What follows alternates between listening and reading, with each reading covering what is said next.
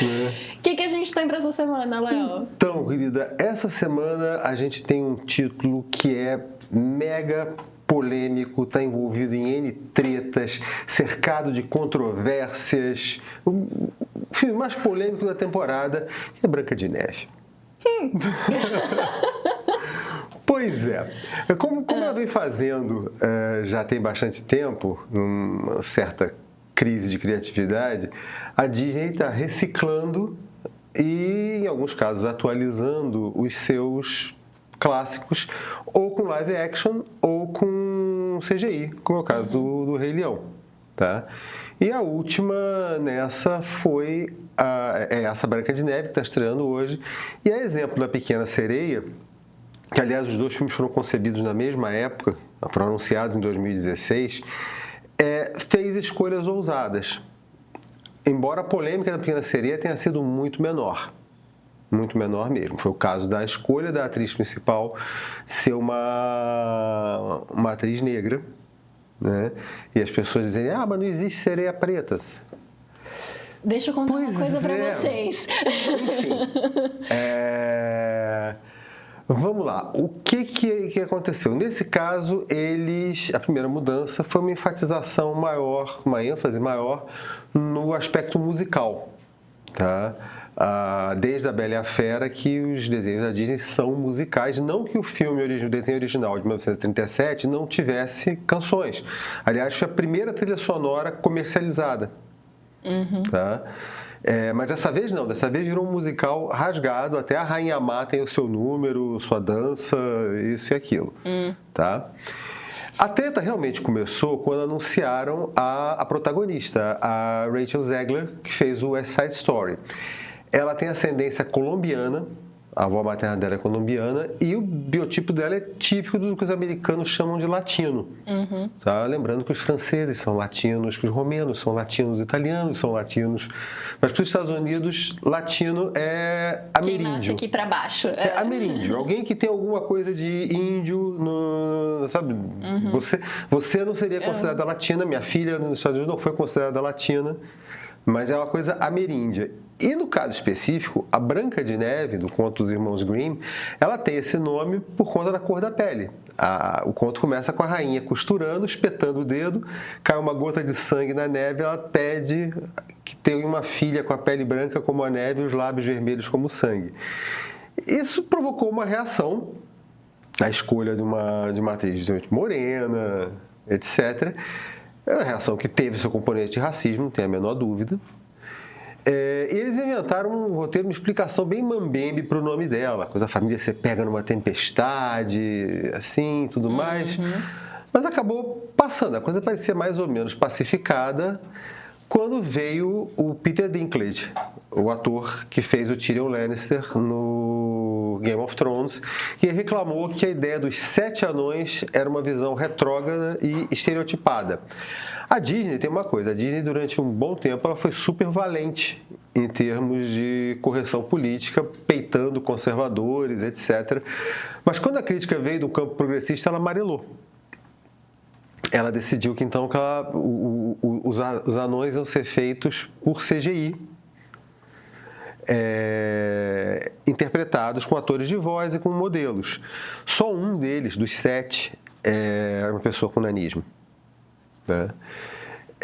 Tudo bem, beleza. Você pode até argumentar que Branca de Neve é um conto alemão, né, do início do século XIX, que vem de uma tradição mitológica mais antiga, e na mitologia do norte da Europa, anões não são pessoas com nanismo, são um povo, são uma raça.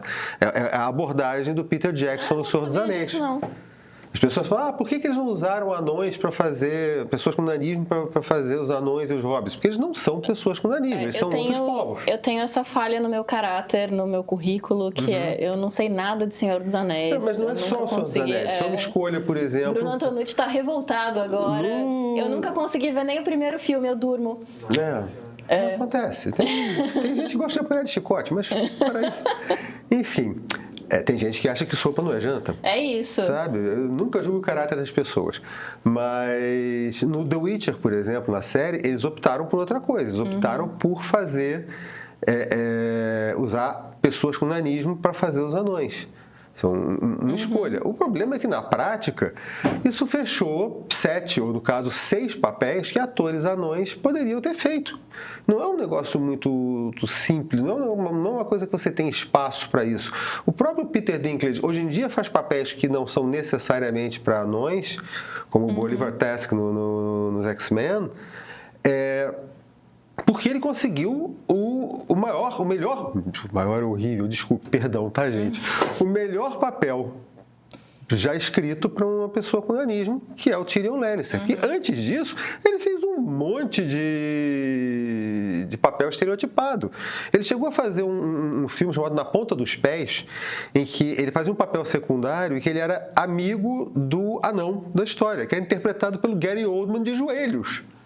Aquela mesma coisa que o Jô Soares fazia, não era nascida na época, não lembra disso, quando ele fazia o reizinho de andar de joelho, a mesma coisa que o Gary Oldman, Sirius Black, fez para interpretar um anão. Sirius Black eu sei. Tá vendo?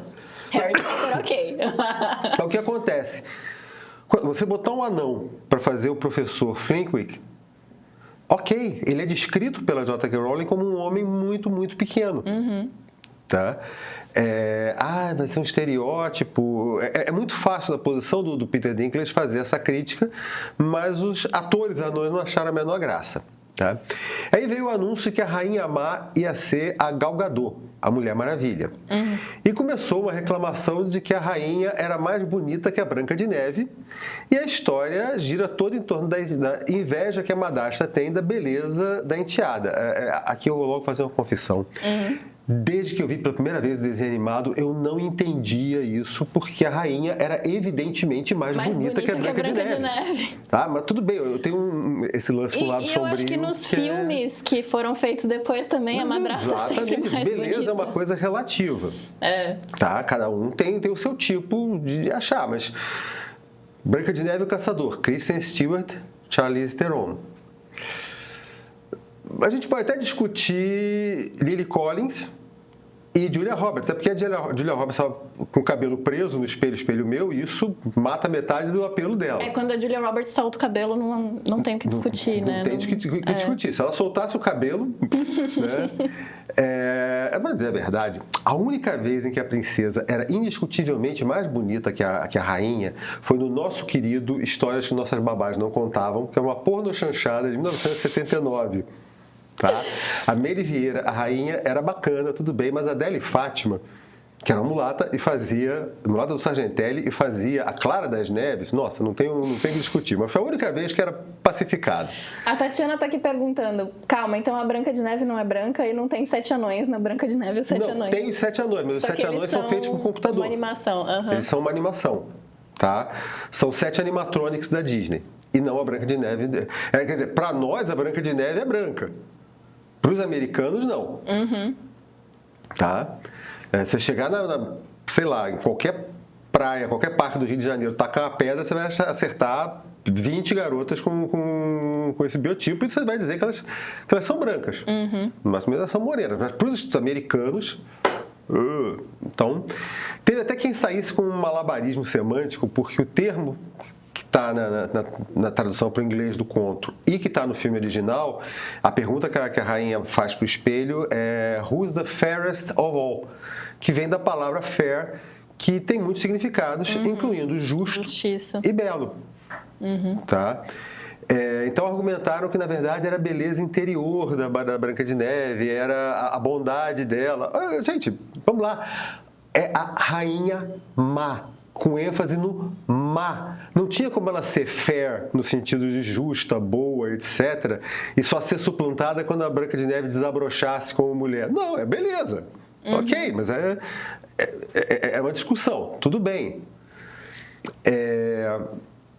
Estava mais ou menos nesse pé. Para coroar, em 2022, a Renée Zegler, participando de uma convenção da Disney, ela fez uns comentários que caíram muito mal sobre o desenho original. Diz que é um desenho de 1937, que isso está bem claro. Mesmo que ela não tivesse muito errada, mas foi a maneira de dizer. Tem uma piada que eu não posso reproduzir aqui dos dois urologistas, mas que é isso. É tudo como você diz as coisas, tá? Ela disse que o desenho era focado na história de amor da princesa com o Stalker. Bizarro, bizarro, bizarro. Ok, vamos parar para pensar. Realmente, é um sujeito que está vindo de cavalo com uma estrada, encontra um caixão com uma mulher morta dentro, abre e beija. Cara, quanto mais você fala, mais eu fico me perguntando por que refazer esse filme, assim. E ela complementou que as pessoas iam achar que era uma história de amor porque tinha um cara vivido pelo Andrew Burnap, que, aliás, eles mudaram o personagem, ele não é um príncipe, ele é um cara que luta contra a rainha. Tá? Só que ela completou dizendo que se todas as cenas dele fossem tiradas, não ia afetar o filme. Isso pegou muito mal. Atualizar a trama não é problema. Tem coisas que precisam ser atualizadas. Dá um exemplo fora do roteiro. Duna foi escrita em 1965. Tá? A frase que fecha Duna, o livro, já não era para ser usada, já não foi usada, não deveria ser usada em 1900, na década de 80, quando o David Lynch fez a versão dele, impossível, inimaginável ser usada atualmente. Porque era uma frase sobre, não liga dele se casar com outra não, porque o verdadeiro amor é com a concubina. Óbvio, o mundo mudou, você tem que atualizar, você tem que pensar nisso. Mas se você está dentro de um projeto que uma das molas mestras dele é a nostalgia, se você quer atingir um público que tem uma relação de amor com o original, você não detona o original. Até porque os outros filmes também fizeram isso. A Kristen Stewart era uma Branca de Neve de armadura. Tá? A Lily Collins tem uma cena... É honesto, inclusive. É honesto, inclusive. O filme da Lily Collins é divertido. E até ela tem uma longa luta de espadas com o príncipe, que é um personagem cômico. Sabe? Desculpem. Mas você não pode... você fazer disso num cavalo de batalha e atacando uma coisa que é muito amada... pelo público que você quer levar para o cinema, né? Não é uma coisa muito inteligente. No comentário que você fez na época, que ela não recebeu o devido media training para fazer isso. Importante, mas, galera. Tudo bem, enfim. As filmagens foram iniciadas em 2022, foram atrasadas por conta da pandemia. E aí você teve um problema extra-filmagem que em outubro de 23, o Hamas fez aquela atrocidade em Israel. Depois teve a invasão de Gaza, com a sua sequência também de atrocidades. Isso azedou o clima dentro do elenco. Porque a Rachel Zegler ela fez uma série de publicações, participou de protestos pró-Palestina. E a Gal Gadot é israelense. Serviu no exército de Israel, como qualquer mulher em Israel serve. Então, em 2024, teve que ter alguns filmagens adicionais e, segundo site, segundo quem apurou de perto, elas não trocaram uma palavra que não tivesse no roteiro. Aquela coisa de elas apresentarem juntas uma categoria do Oscar, aqueles sorrisos. Sorrisos eram mais falsos que nota de 30. Tá? E aí aconteceu uma coisa muito bizarra, porque grupos sionistas, grupos pró-Israel, pediram um boicote do filme por conta da Rachel Zegler. Grupos pró-Palestina, anti-sionistas, até antissemitas, se posso dizer, pediram o boicote do filme por causa da Gal Gadot. Beleza, todo mundo vai boicotar o filme. Né? E, para coroar, a Rachel Zegler ainda fez uma publicação nas redes mandando aquela palavra com F, que eu não sei, acho que eu não posso falar no programa, diretamente para o Donald Trump. Depois ela teve que pedir desculpas, etc., mas não ajudou nada. A Disney está assustada.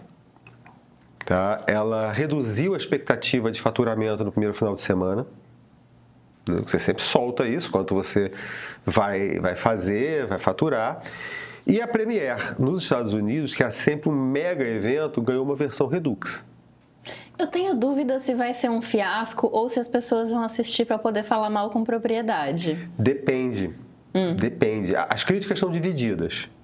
Muito divididas. No Rotten Tomatoes está 4.7. Porque eu, por exemplo, nem sou fã da história da Branca de Neve e eu já tô com vontade de assistir só para poder comentar. A BBC até fez uma matéria interessante porque ela separou as críticas pelo Atlântico. Né? Eu estava lendo isso ainda há pouco. A crítica nos Estados Unidos foi mais gentil. A crítica na Inglaterra detonou. Detonou mesmo.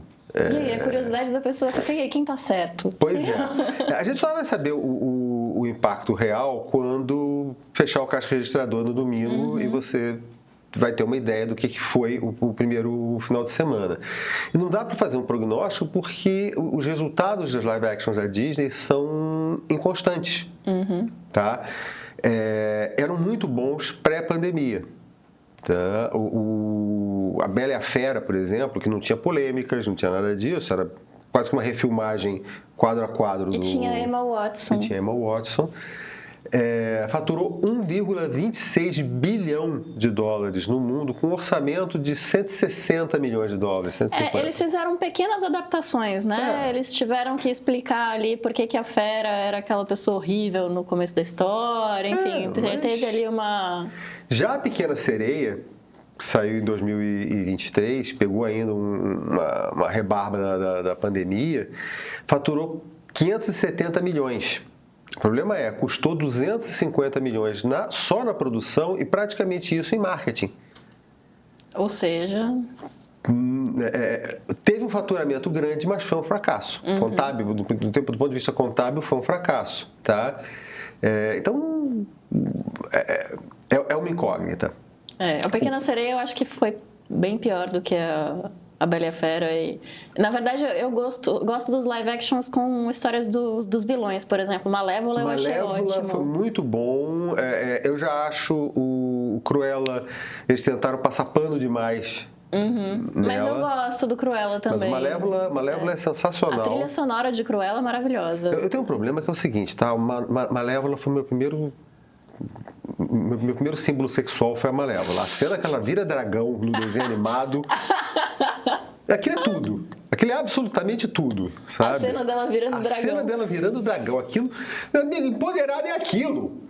Sabe? Empoderado é aquilo. Tá. Enfim. Mas não é só isso. Essa é uma semana que está muito rica em estreias. Tem na descrição e no chat, tem o link da nossa matéria, nosso post no site do Meio, onde tem todas as estreias e todos os trailers. Vão lá, assistam. Só não vai passar os trailers aqui, senão o YouTube desmonetiza o vídeo e a gente não é maluco de rasgar dinheiro, tá? Exatamente. Por favor. Mas uma outra dica importante é o Autonights Máfia e Poder. É um filme, obviamente, sobre gangster, estrelado pelo Robert De Niro e pelo Robert De Niro. Eu explico. Ele faz o papel de dos dois personagens principais, que são os mafiosos, Frank Costello e Vito Genovese. São personagens reais, foram os caras que dominaram a máfia nova-iorquina na década de 50 e eram amigos de infância, e eles crescem para se tornar caras muito diferentes. Ambos mafiosos, ambos criminosos, mas muito diferentes. Um deles é aquele cara que nunca saiu da Hell's Kitchen, da Little Italy, continua sendo aquele cara grosso, etc. E o outro é um sujeito que quer que buscou se tornar um cidadão respeitável, né? E o conflito entre eles, é um caso real. É uma aula de interpretação, porque o De Niro, ele explora cada personagem, cada nuance. Você tem uma maquiagem diferente para eles, mas você reconhece o De Niro nos dois. Não é uma coisa como você olhar o Colin Farrell como Pinguim. Se você não souber previamente que é ele, você não faz a menor ideia. Ali não, você reconhece o De Niro em ambos, né? Mas é tudo ator. Você precisa de um ator brilhante para fazer isso. No streaming, aí vocês vão me dar licença, eu vou puxar para a prata da casa. Por favor. Tá? Que é um assunto que interessa absolutamente a todo mundo, que é o futuro do trabalho. É uma série, são só 3 episódios da rede americana PBS, que você vê na plataforma KDS Premium, tá?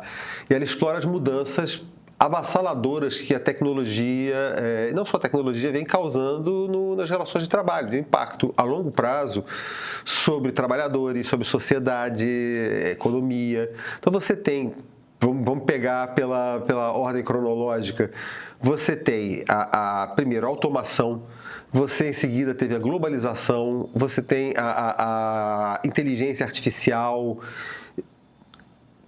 Tá tudo isso mudando. E sem falar, é claro, dos efeitos da pandemia. Tá? Que acelerou tudo isso. Que acelerou tudo isso, que ao mesmo tempo questionou tudo isso. Você tem um processo de globalização e de repente a gente já falou disso várias vezes aqui no programa, que você criou redes de produção mundiais. Você não tem mais o iPhone, ele pode ser montado num lugar, mas as peças dele foram fabricadas em dezenas de outros lugares, de outros países. E de repente vem a pandemia e interrompe o fluxo mundial de comércio. Você teve nos Estados Unidos montadoras de carros que pararam porque não tinham microchips. Tá?